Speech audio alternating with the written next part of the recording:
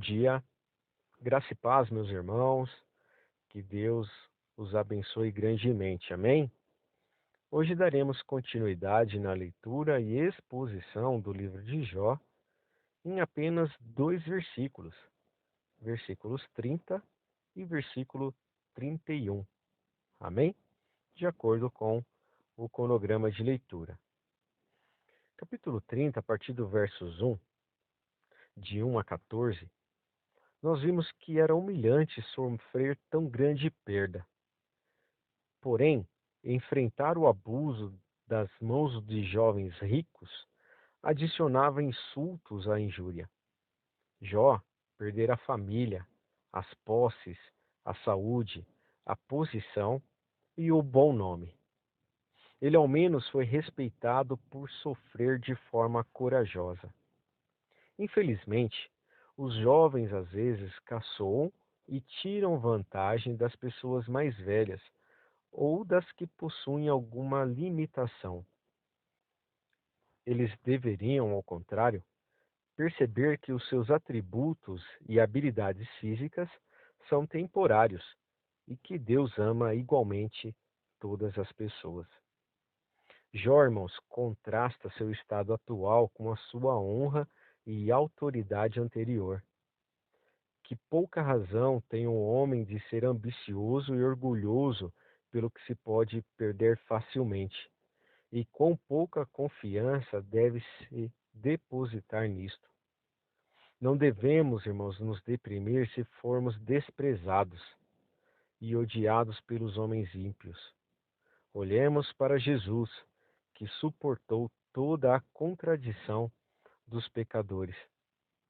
Dos versos 15 a 31, Jó lamenta-se muito. Abrigar maus pensamentos acerca de Deus era o pecado que, nesta época, acusava facilmente a Jó. Quando as tentações internas se unem às calamidades externas, a alma agita-se como em uma tempestade e enche-se de confusão. Porém, existem os que têm a Deus por inimigo, os que são as aflições interiores temporais, comparada ao horrível estado dos homens ímpios. Há algo, irmãos, com que Jó se consola, porém, só um pouco. Ele prevê que a morte será o fim de todos os seus problemas. A ira de Deus pode levá-lo à morte, porém, a sua alma estará segura e feliz no mundo espiritual. Se ninguém se compadece de nós, o nosso Deus, que nos corrige, se compadece, assim como o Pai se compadece de seus filhos. E olhemos, irmãos, mais para as coisas da eternidade. Então, nós, como cristãos, deixaremos de lamentar e, com gozo, nós louvaremos ao Senhor e louvaremos o seu amor redentor. A situação presente de Jó, irmãos, era um terror que somente a morte desejada poderia pôr um basta e um ponto final. No entanto, Jó permaneceu com a sua fé inabalável, sua consciência imperturbável e sua vida de oração constante e perseverante na esperança de que os seus olhos ainda veriam o seu Redentor. E finalizando, irmãos, o capítulo 30. Podemos ver nesse capítulo, irmãos, que Jó, este santo homem de Deus, faz a descrição de como é viver em seu estado atual e de como as pessoas lhe tratam. Ele nos mostra que está vivendo em grande desprezo e até que mesmo os jovens zombam dele, algo que na maioria das culturas do mundo é completamente humilhante. A descrição de Jó neste capítulo é completamente contrária a tudo o que ele nos disse no capítulo 29. Ele volta a falar de como tem sido difícil viver esses dias e como a aflição se apegou à sua alma de maneira determinada. Jó, irmãos, diz que tem orado a Deus, mas não há resposta. Sua enfermidade só piora e abate cada vez mais o seu vigor. Além disso, está vivendo em uma solidão insuportável. Lendo a vida de Jó, me conforta, irmãos, o fato de vivermos em Cristo hoje, pois com a presença permanente do Espírito Santo, somos consolados por Deus e fortalecidos de maneira que nos dias de Jó ninguém seria. Além disso, temos o maior conhecimento e revelação de quem Deus é e de como ele age. Devemos, irmãos, ser gratos ao Senhor por seu infinito amor, por tudo o que ele tem feito e permitido em nossa vida, tem como objetivo de nos aperfeiçoar para a sua honra e glória. Amém? Iniciamos o capítulo 31, dos versos de 1 a 4.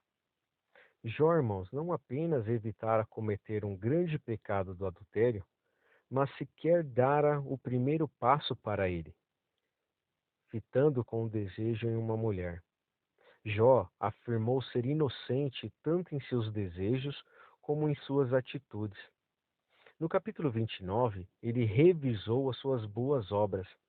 E aqui no capítulo 31, ele faz uma lista dos pecados que não cometer em seu coração, contra o próximo ou contra Deus. Dos versos de 1 a 8, percebemos que Jó não diz as coisas que aqui estão registradas por orgulho, mas em resposta à acusação que era hipócrita. Ele entendia a natureza espiritual dos mandamentos de Deus, que alcança os pensamentos e intenções do coração. É melhor deixar que os nossos atos, irmãos, falem por nós.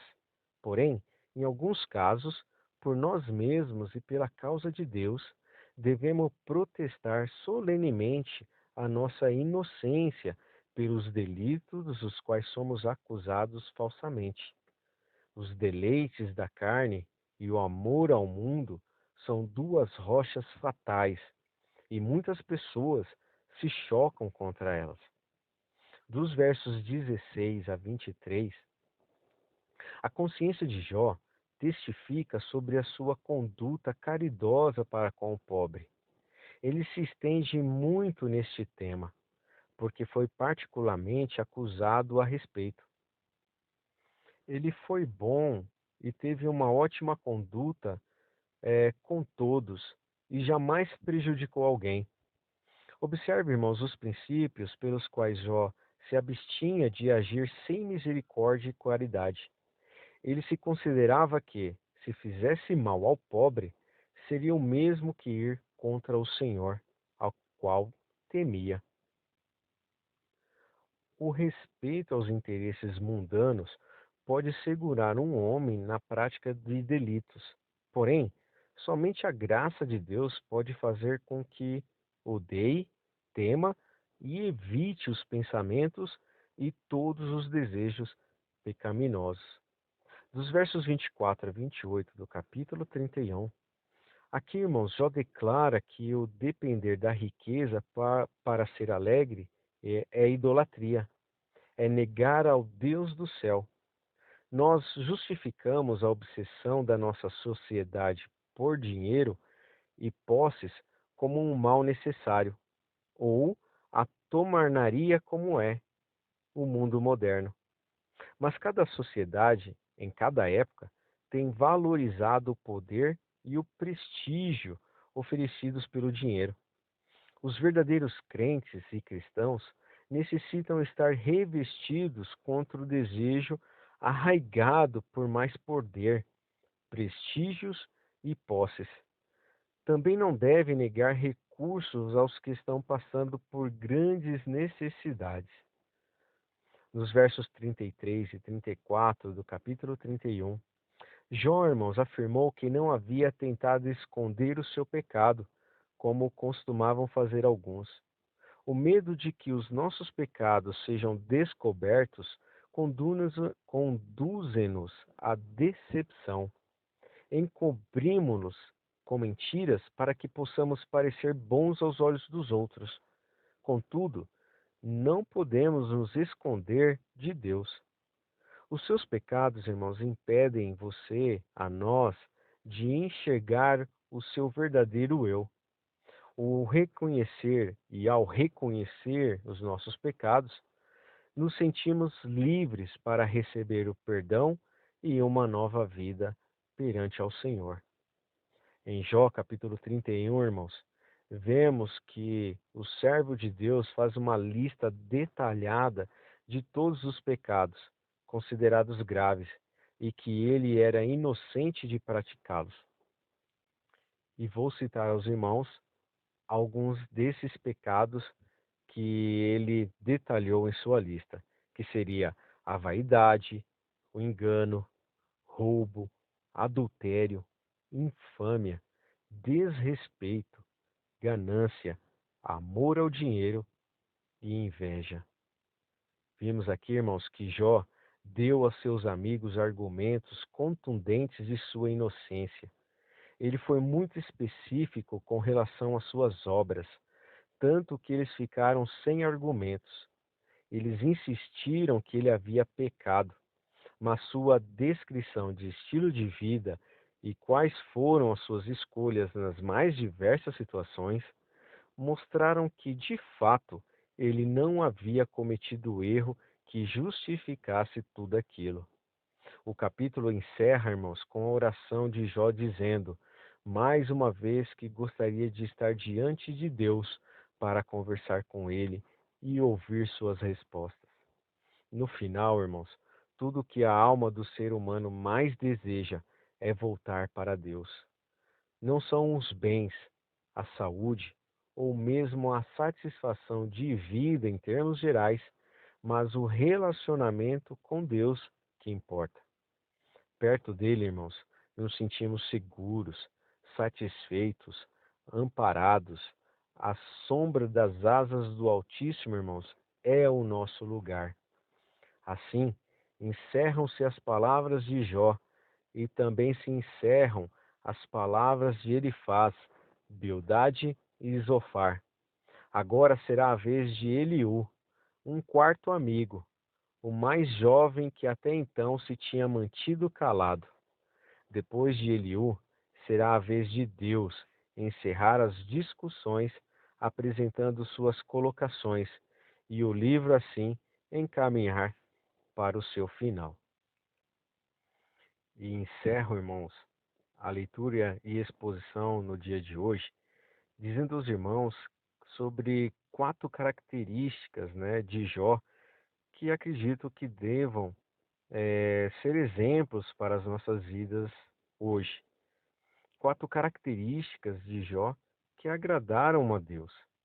E uma delas, a primeira, seria a sinceridade. Não importa o que você faz, irmãos, não importa o que você vai falar, Deus muitas das vezes não olha as palavras bonitas. Deus não olha para a aparência, mas Deus vê um coração sincero. Sabe, irmãos, muitas das vezes a gente passa por momentos de crises, por momentos que não temos vontade de ao menos orar, que pensamos que tudo está perdido, que nossos sonhos estão muito longes e não sabemos nem como chamar o nome de Jesus. Mas, irmãos, se chegarmos diante do nosso Pai com um coração sincero e muitas das vezes em lágrimas, Ele com certeza nos ajudará, porque Ele é o Senhor e com toda a nossa fé, Deus rasga os céus e vem ao nosso favor, porque Ele nos ama. Sejamos, irmãos, sinceros diante dele e Ele nos exaltará. Sejamos sinceros com os seus atos, com o seu coração e principalmente com Deus. Uma segunda característica que eu gostaria de passar aos irmãos seria a retidão e integridade.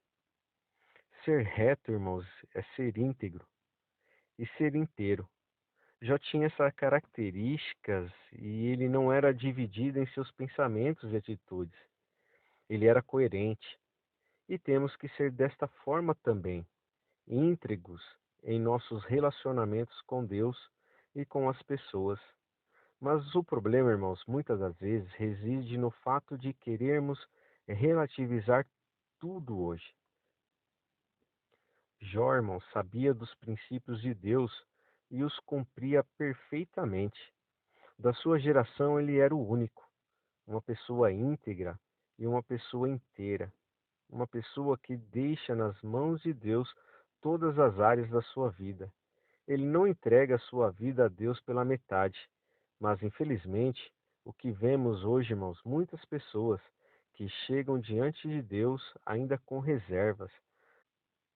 Integridade, irmãos, também tem a ver com constância, com pensamento firme, decisão de ser reto, de ser íntegro.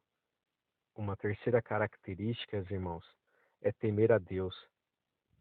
Bem, temer a Deus, irmãos, não é ter medo de Deus.